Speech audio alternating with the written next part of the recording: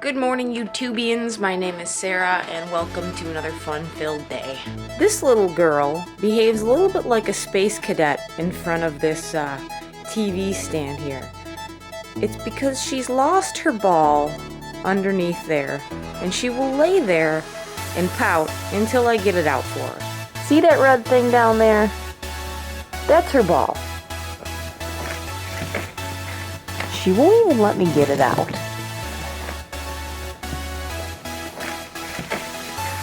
She won't even let me get it out.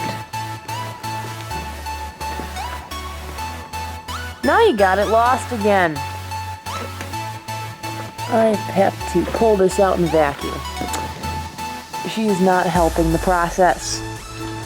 Got it, baby? And now she's happy.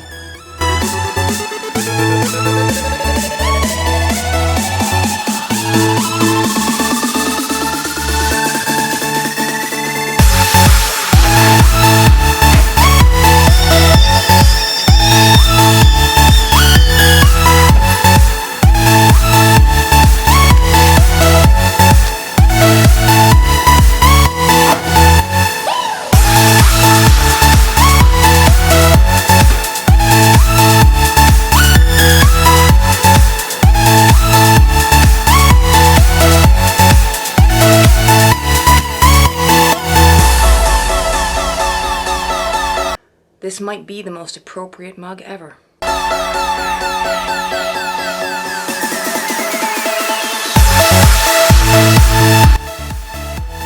Call it one of my weird OCD things, but these little notification bubbles, they drive me nuts. So I have a few cats in the house, as you've probably seen in my videos, and as such, I have to vacuum at least every other day, and if I wait every other day, it usually starts to get a little bit gross. So I generally vacuum every single day, and when I don't, I notice. If you guys have pets or animals out there, how often do you guys have to vacuum your homes? I mean, I have mostly hardwood, so I'm lucky, but I'm still vacuuming up corners and areas behind TVs and areas that attract kind of dust and whatnot from their fur, and it's 100% worth it. But how often do you guys have to vacuum if you have pets? Have you noticed anything that could help the situation? I could take them to be groomed. It's a little bit, I don't know, it's a little bit tougher with cats. They're a little bit more fickle in terms of letting you groom them. I can bring them somewhere to have them groomed, mostly the long-haired cat. She was done last year. I'll probably have her done again this year. But in the wintertime, they get their long coat. Their long coat. Oh, hello. Hello. I like your long coat. Anyway, they get their long coat and they tend to shed quite a bit. And, you know, if you guys have any tips or tricks to help kind of displace some of the excess hair / fur for your animals, let me know in the comments below.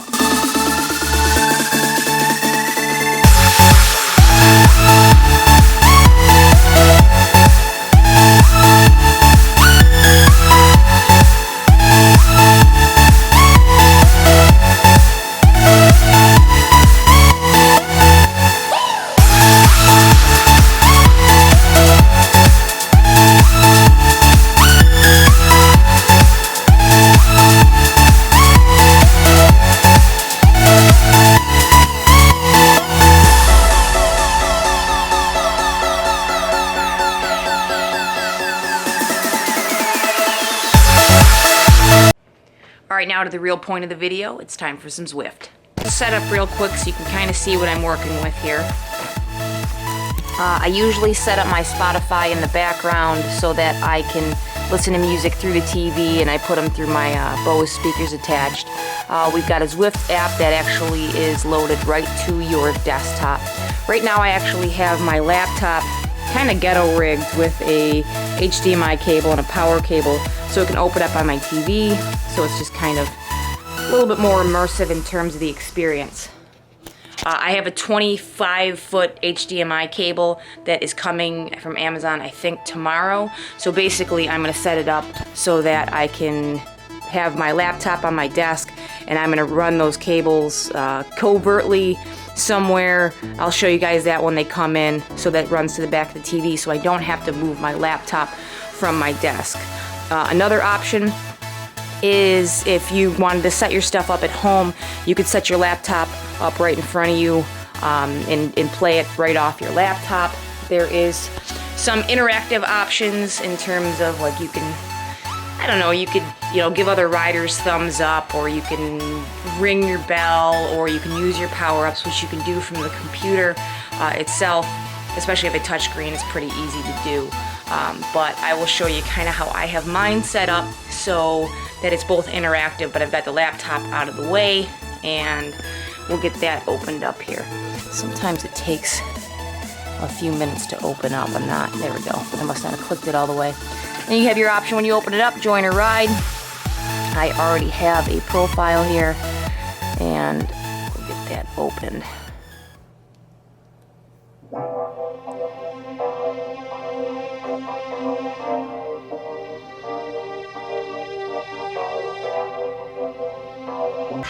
All right, quick recommendation. If you want to set up Zwift on your laptop, I would recommend you have it plugged in. It's part of the reason I have this setup done the way that I do, and want to be able to keep my laptop on a platform like my desk or plugged in over there. Zwift draws a lot of battery power from your laptop. Even if you have a decent battery, industry standard for like video streaming is probably around 3 or 4 hours.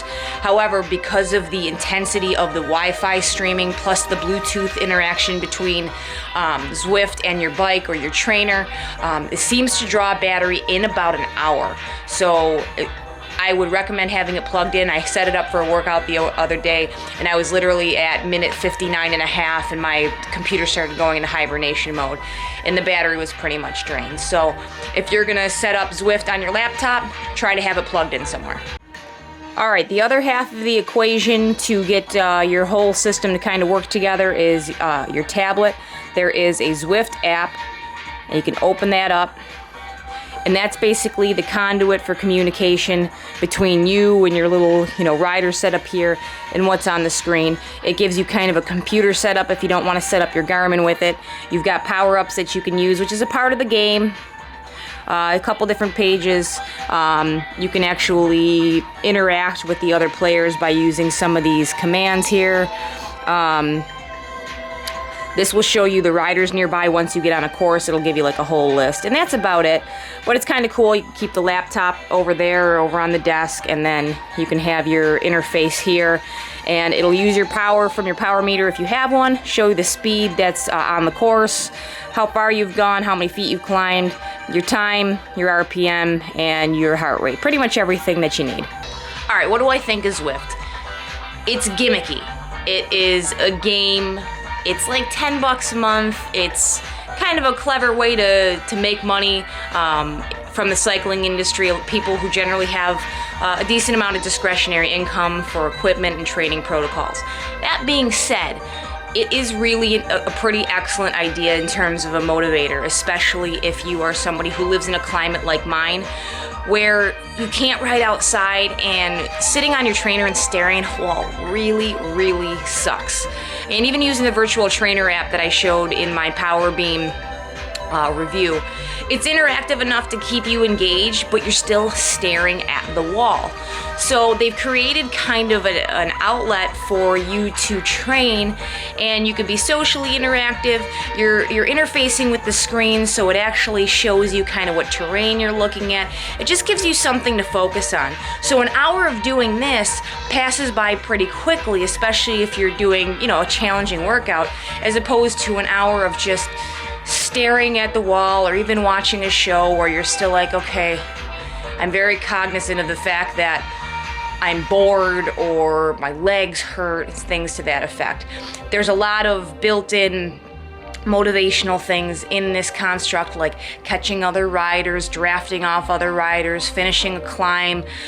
There's timed, king of the mountain or segments or whatever you want to do that help to drive you. There's little sprint areas. So it keeps you engaged in your workout enough where you're not staring at the clock the whole time. So for those of you out there that are looking for a way to train consistently indoors but are looking for the motivation, I definitely recommend at least trying it. They give a very generous trial offer. I got 15 days or 14 days, something like that. I think the standard is 7. That being said, it's used days. So for me, I got 15 days, but if I didn't use it, it didn't count my days down. It was basically when you logged in, you subtracted a day off type of thing. So let me get my workout started and I'll give you some little snippets. All right, setup is super easy. It will use your computer to communicate with your devices. So in my particular case here, I've got my Amp Plus stick in the side, which is over there, if you can see it, my little Amp Plus adapter there, and then the Bluetooth built in. So we can see that they're drawing off both, and now it's going to search for all my different devices. So right now my heart rate monitor is the only thing that's awake. So you have one of two options to create your power profile. You can have an attached power meter. Right now I'm using my Garmin. If I didn't have a Garmin, I could use my the one built in to the trainer. However, the actual power meter will take precedence, so it matches what you've got on your head unit. Or you can get a combination of speed and cadence. Got my heart rate attached, my cadence, which is drawn off of a separate device. Unfortunately, because my cadence is built into my power meter, I was not able to get the cadence to pull as a separate sensor. So I have a RideSense here on my bike. So it's kind of one of those Garmin things that I use for my speed. So I just added the magnet to my wheel for the cadence. And then mine's Bluetooth in particular is kind of delineated there, but it will work for an Ant Plus. Either one of them is controllable by Zwift, so the resistance will change in your trainer depending on whether or not you have a controllable trainer.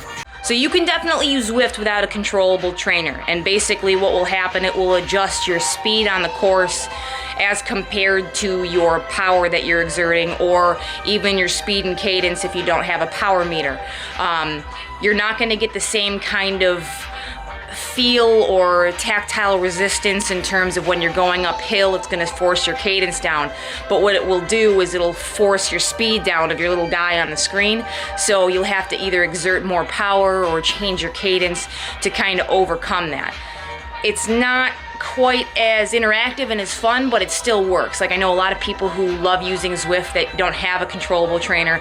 It still is better than just staring at the wall. But if you want the full experience and to really get all the bang for your buck in terms of a subscription to Zwift, if you have a controllable trainer, it's definitely the best way to go.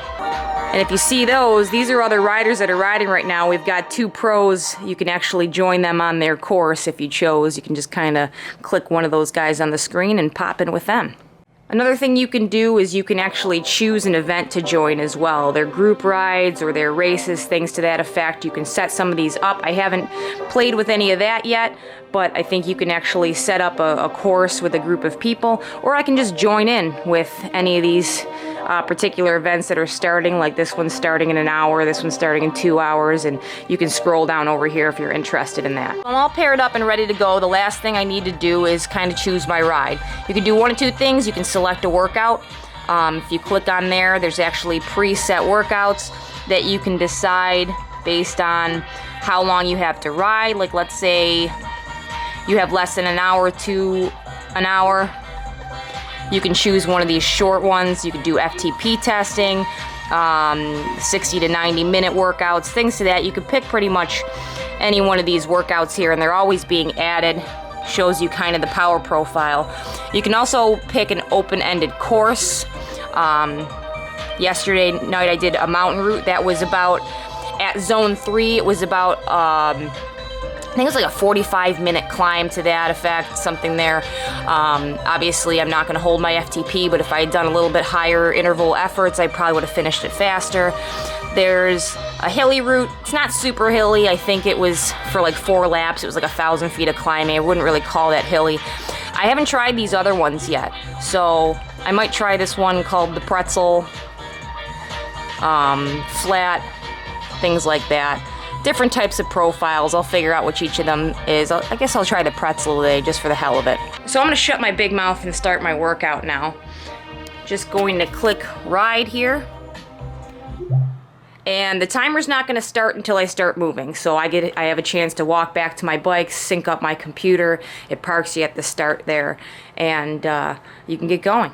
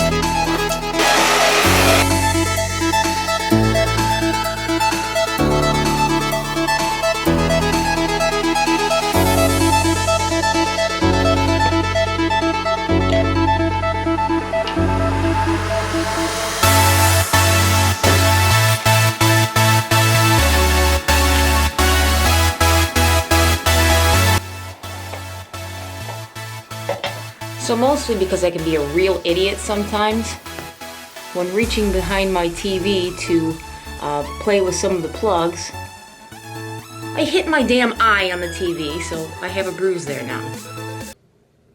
Idiot. Hello, boys. I'm going to the store. Need anything?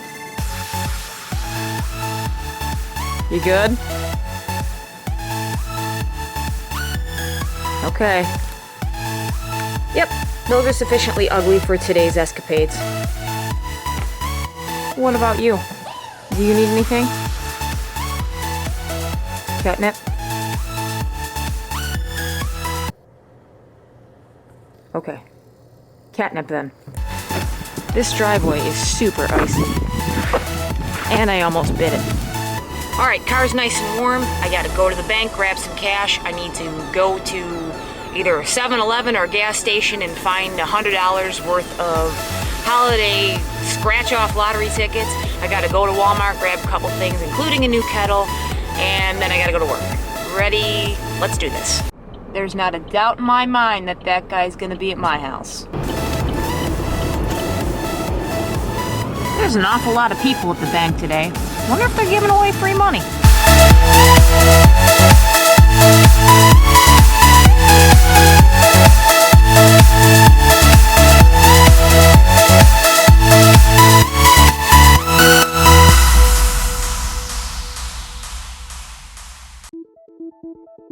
Next up, coffee.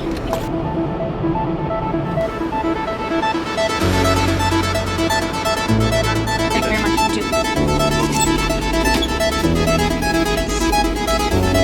Coffee done, now to Walmart. So in truth, I'm not a huge fan of Walmart. I don't think Walmart is the root of all evil or anything. I'm just not a big fan of the shopping experience. If I can avoid going to Walmart, I will. Unfortunately, it's the closest to my house and it has all the things that I want today, so I'm kind of stuck in this position, but I prefer something like a Target if I need to go to kind of like a multi-purpose department-like store. And if I can, I either order it on Amazon, and when I can afford to do so or they offer what I need, I really would like to support local businesses. So this is kind of one of my few yearly trips to Walmart. This is one of the things I don't like about shopping at Walmart. It's 12:30 in the afternoon and this parking lot's absolutely full. I wish I could tell you it's because of the holiday season, but it's always like this. Humans everywhere.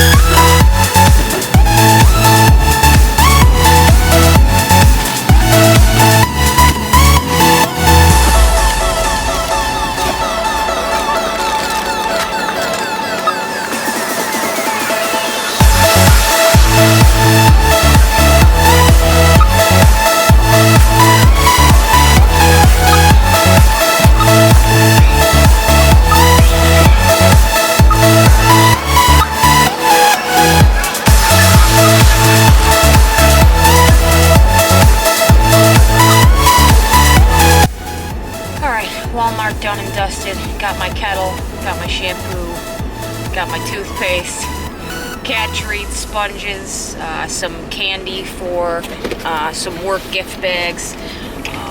Nearly run over by no less than 25 inattentive people just lumbering around with shopping carts. I try to be as patient as humanly possible. It is the holiday season, I understand that. But a little bit of attention, that's all. You know, if you're out there shopping, so many people are tied up on their phones and looking up in the clouds and whatever. Just pay a little attention to what you're doing. Don't run people down with your carts. Be cognizant to move out of the way if you're, you know, stopped, looking at something on your phone, looking around for something. Tuck your cart off to the side so other people can use the aisle. Just common courtesy. All right, off to the gas station to get those lottery tickets to finish off those work gift bags. I'm hoping that they have $100 worth. If not, I might have to go to a couple different places. I'm pushing it a little bit, going on the 20th of December to try to find Christmas-themed lottery tickets.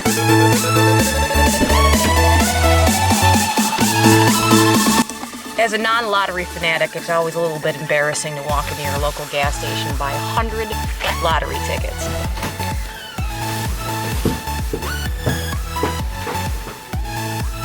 That's a 40-pound box.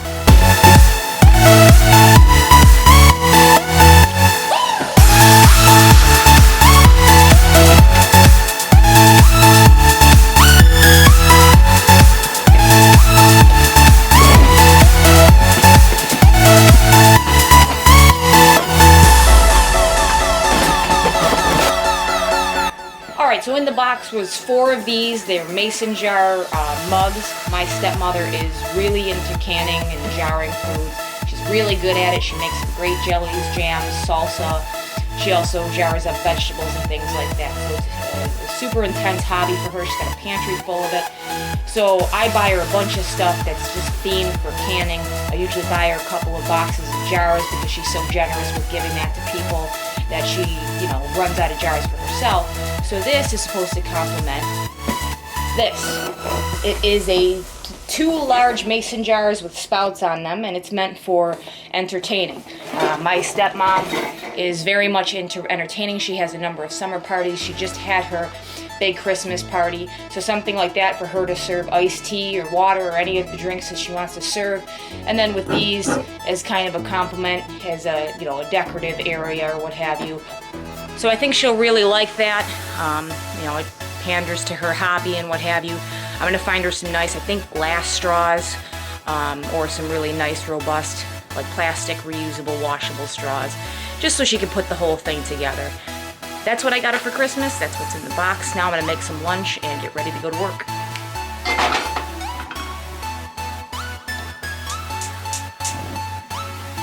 Everybody needs a cheap set of non-stick pans for stuff like this.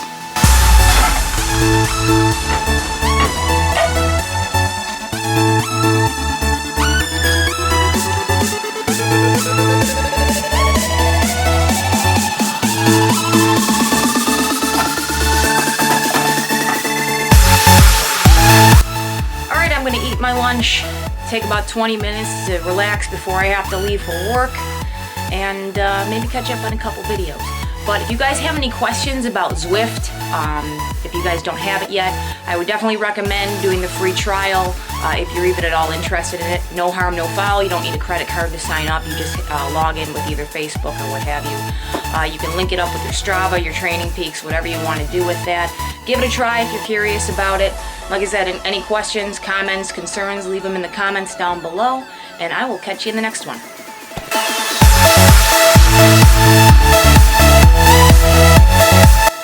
Did you lose your ball again? What are you doing? What are you doing?